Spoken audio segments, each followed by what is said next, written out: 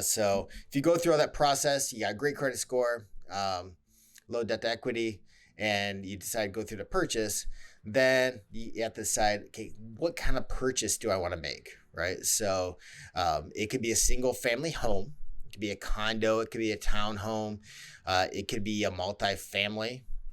FHA rules have changed, and so one way that you can leverage and help to build wealth is actually buying multifamily as one of your first homes. So you can now do a duplex.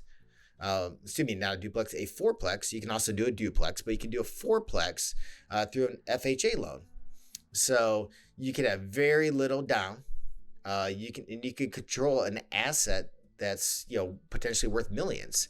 Obviously depends on what part of the country that you're from, but here in the Seattle area, a duplex could go, or excuse me, duplex. Keep saying that.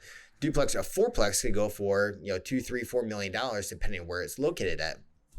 The beautiful thing about using a duplex or a fourplex as your first home is that you live in one of the units. The other units are rented out, and that helps to pay for your mortgage.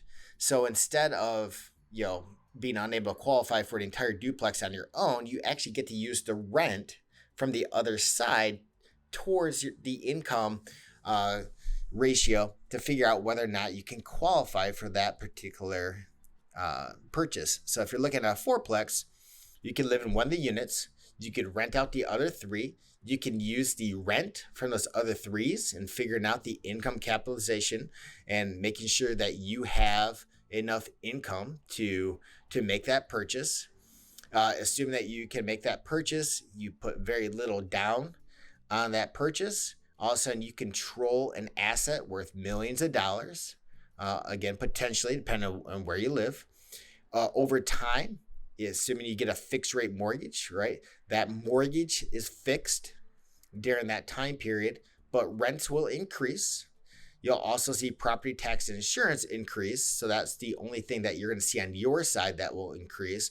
But in theory, the rents should increase higher than the property taxes and the insurance. So as those increase, the amount that you're paying for your portion actually becomes less and less as other people start paying for it.